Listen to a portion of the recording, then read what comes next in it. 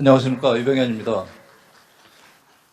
우리가 가르치는 학생들은 21세기에 태어난 학생들이죠. 여러분들은 어떤 고려대학교를 원하십니까? 지금 급변하는 기술혁명 그리고 학령인구의 감소 걱정이 많습니다.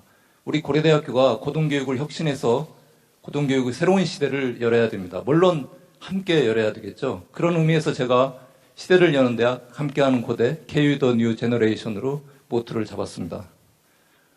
우리가 함께 새로운 시대를 열려면 어떻게 해야 되는가?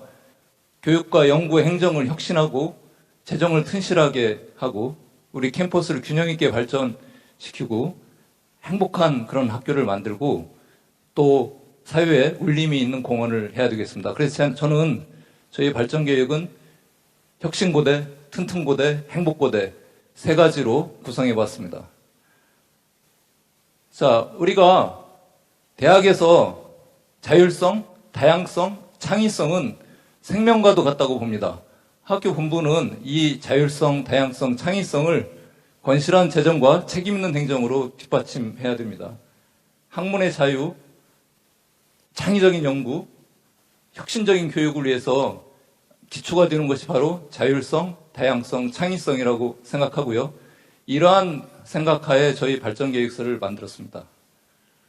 먼저 혁신고대에 대해서 말씀드리겠습니다. 교육에 있어서 우리가 학생들에게 창의적인 문제 해결 능력, 융합적 사고 역량을 배양할 수 있는 그런 환경을 조성해야 되는데요. 융합교육에 대해서 많이 얘기하지만 사실 출발점은 자기 전공에 대한 탄탄한 지식입니다.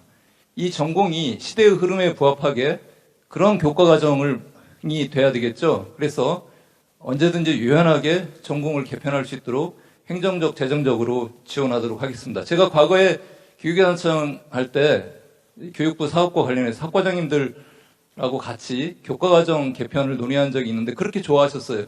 야, 우리가 학생들에 대한 교과과정을 이렇게 소홀히 했다니 이런 말씀들을 많이 하시더라고요. 그리고 제가 이제 여러 가지 교육 정책을 발전계획서에 제시했는데 그것은 본부에서 교육을 하는 것이 아니라 선생님들이 하시는 것이죠. 선생님들이 혁신적인, 창의적인 그런 교육을 하는 것을 지원하는 예시로 이렇게 이해해 주시면 감사하겠습니다. 1학년 학생들이 눈이 번쩍 뜨이는 그런 교양 과목을 들을 수 있어야 된다고 생각합니다. 그런 교양 과목 개발을 적극 지원하고요. 또 선생님들, 전임 선생님들이 헌신적으로 교양 과목 강의를 하시는 것을 예우해 드리는 차원에서 서탑 교양 강좌 100선 이런 제도를 시행할까 하고요. 또 우수 학생 선발을 위해서 본부에만 맡겨놓지 말고 단과대학이나 학과가 전략을 세울 수 있도록 하고 지원을 해야 되겠다 하는 그런 생각입니다. 그 다음에 지금 학령인구의 급감 우리 고민하고 있잖아요. 근데 외국인 학생 어떻습니까? 우리 학생들이 우수한 외국인 학생들과 어깨를 겨룰 수 있도록 해야 되겠죠. 그래서 지금 학과에 들어온 학생들은 더 우수한 학생들을 장학금 등을 확충해서 들어오게 하고 글로벌 인재학부를 신설해서 외국인 학생을 적극 유치하도록 하겠습니다. 각 학과마다 공간이 부족해서 여러 가지 건축 계획이 있는데요. 제가 적극 지원해드리고요. 또 비가 새는 건물 다 리모델링 하도록 그렇게 하겠습니다. 연구비, 연구와 관련해서 말씀드리겠습니다. 그 국가정책과제 간접비 25%, 총액의 25%를 지급하다가 15%를 지난해부터 삭감해서 선생님들이 힘들어 하시는데요. 이게 이제 간접비 취지에 맞지 않다는 것입니다. 개인한테 돌려주는 것은.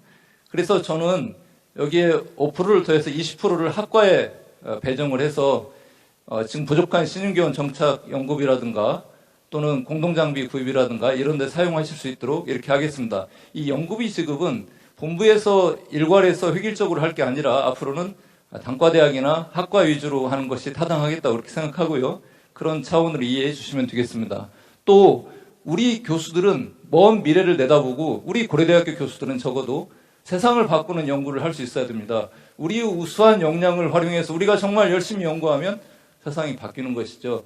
그러한 연구 기금을 제가 마련해 드리겠습니다. 원래 이 모금이라는 것은 건축이나 장학에 한정되는데 저는 이것을 모금 패러다임을 바꿔서 선생님들 연구비를 확충해 드릴 생각이고요. 특히 기초 연구비뿐만 아니라 우리 학문 후속 세대를 위한 그러한 기금도 마련할 생각입니다. 우리가 우수한 학자를 양성해서 대한민국 모든 대학에 우리 제자들을 보내야 되지 않겠습니까?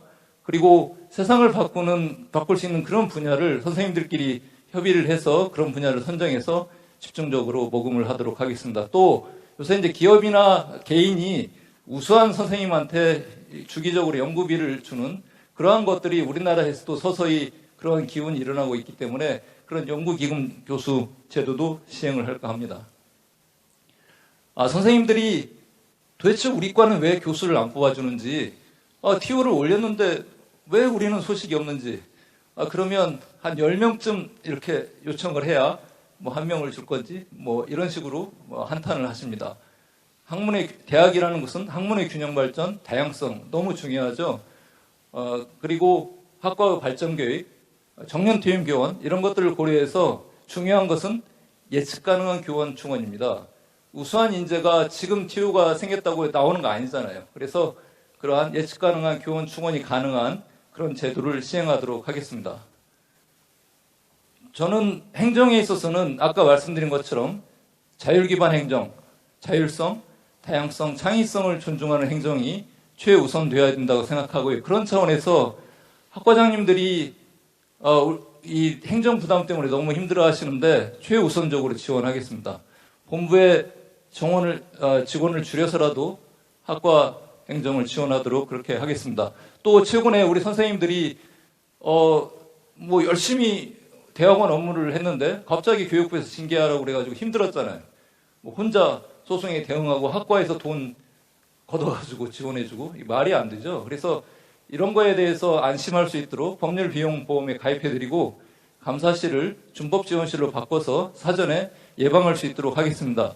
신속하게 행정을 해야 되겠고요. 교원 임용 절차 신속하게 할 수 있도록 과감하게 절차를 단축하겠습니다. 그리고 이러한 위험시설, 안전에 관련된 시설은 최우선적으로 특히 신임교원 선생님들 실험실 공사 요청하면 몇 달 걸리잖아요. 최우선적으로 하도록 하겠습니다. 또 투명 행정을 꾀하는 차원에서 정책 결정을 투명하게 공개하는 차원에서 교수 의회가 옵서버로 경무회의에 참여할 수 있도록 그렇게 하겠습니다. 영어 강의에 대해서 선생님들이 말씀이 많으십니다. 영어 강의, 우리가 공급자 위주 영어 강의 때문에 힘든 거 아닌가요? 우리 국제화는 꾀해야 되죠. 외국인 학생이 특히 이제 많이 있고 그러기 때문에 우리 단과대학이 정말 국제화가 되어 있는지 단과대학 차원에서 점검을 해서 수요자 위주로 영어 강의가 될 수 있도록 그렇게 하도록 하겠습니다. 지금까지 설명에서 대부분 이제 공통 질문이 설명이 되었는데요. 여기 설명되지 않은 것을 제가 따로 모았습니다. 그래서 트랙제 업적평가 선생님들 많이 고민하고 계시죠? 교육 트랙, 연구 트랙 이렇게 해야 되지 않겠느냐. 많은 고민이 있었는데 아직 제대로 이게 이제 해결책이 마련되지 않았는데요. 이것도 그 단과대학 특성에 맞게 고민해서 만들어 볼 수 있다고 생각이 됩니다. 그리고 신임교원 개별적으로 계약하는 게 번거롭지 않느냐. 여러분들 어떻게 생각합니까? 저는요, 제가 처음에 경북대에 갔다가 그 다음 고려대학교에 왔습니다. 제 인생에서 가장 중요하게 기억나는 순간이 2번의 총장 면접입니다. 지금도 기억이 생생해요. 총장 면접 없앨 수 있을까요? 역대 총장님들이 다 공약했지만 못 없애고 있어요. 그만큼 중요하다는 거죠. 그렇지만 그것 때문에 우수한 분을 놓쳐서는 안 되겠죠. 예를 들면 총장이 바빠서 안 되면 부총장이 대신한다든가 학장이 대신하고 나중에 총장님이 예우해드리면 되잖아요. 그런 식으로 이 신속하게 개별적인 교수님들을 예우를 해드리지만 유연하게 이렇게 절차를 진행을 해서 해결을 하도록 하는 게 좋다고 생각합니다. 그 다음에 학부 대학원 행정체계 이원화 문제를 지적하시는데 또 학과마다 다 사정이 다르기 때문에 검토를 해보도록 하겠습니다. 교육부 평가 정책에 끌려다니는 거 아니냐. 끌려다니는 게 아니라 저희가 공격적으로 이용을 해야 되고요. 혹시 우리가 얘기를 해서 바꿀 수 있으면 바꿀 수 있게 그렇게 하는 것이 맞다고 생각합니다. 저도 과거에 기획위원장 할 때 교육부 평가 많이 해봤는데요. 이 사람들은 한번 자기들하고 사이가 틀어지면 계속 불리하게 만들어서요. 나중에는 정원감축까지 협박합니다. 그러니까 거기에 끌려다니지 말고 거꾸로 야 이렇게 좀 개선해보면 어떻게 했느냐 이렇게 적극적으로 대응하는 것이 옳다고 생각합니다. 자, 튼튼고대 지금 혁신고대를 말씀드렸고요. 튼튼고대, 우리 고려대학교의 힘, 튼튼고대에 대해서 말씀드리겠습니다.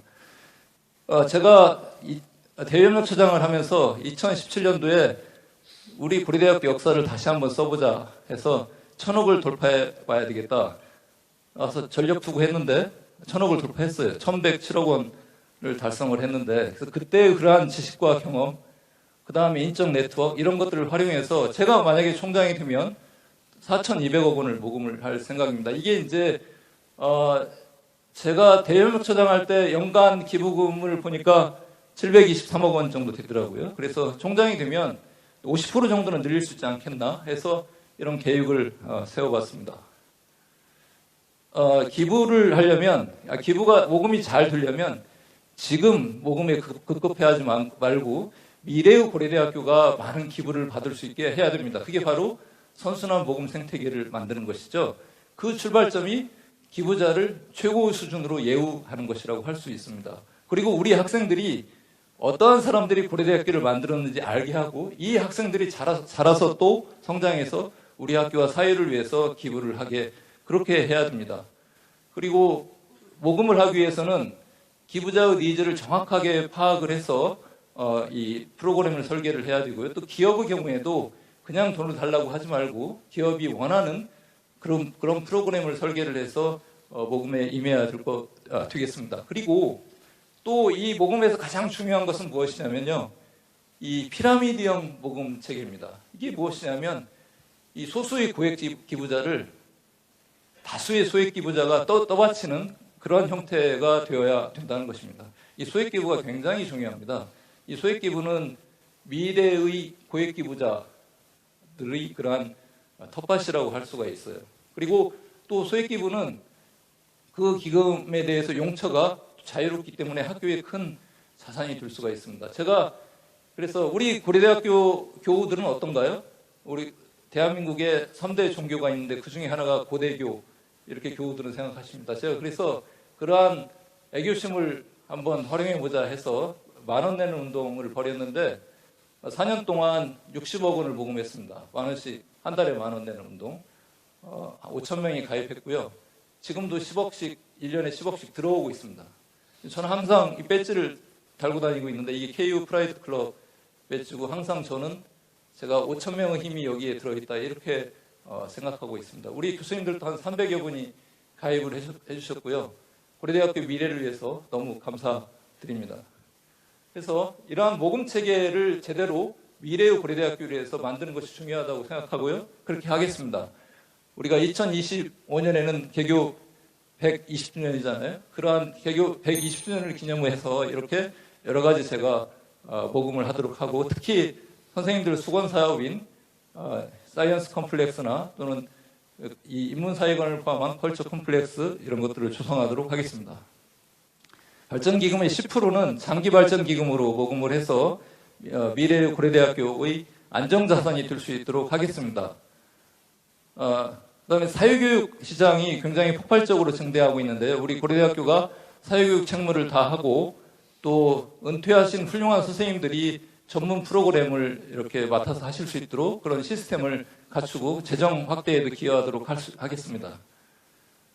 세종 캠퍼스 의료원은 해당 캠퍼스에 가서 설명드리겠고요. 정년 연장에 대해서 말씀하시는 선생님들이 계시는데, 이 사회교육원을 잘 이렇게 편제를 시키면 선생님들의 전문성을 여기서 활용할 수 있도록 우선을 할 수 있고, 정년 연장 필요하다고 생각합니다. 여기에 대해서 함께 고민해 보도록 하겠습니다. 그다음에 이 복지에 대해서 말씀드리면요, 지금까지 제가 설명드린 거에 포함이 되어 있는데, 외국인 학생, 그다음에 사회교육원, 이게 이제 고정적인 주요 수입원이 될 수 있다고 생각합니다. 외국인 학생 1,000명 을 늘리면 지금이 한 2,000명 정도 되는데요, 한 60억 원 정도 수입이 되고, 사회교육원은 한 100억 원 정도로 수익을 높일 수가 있습니다. 이제 고정적인 수익이 되기 때문에 이게 이제 학교의 안정 자산이 될 수 있고요. 또 장기발전 기금을 통해서 이렇게 기여할 수 있도록 하겠습니다.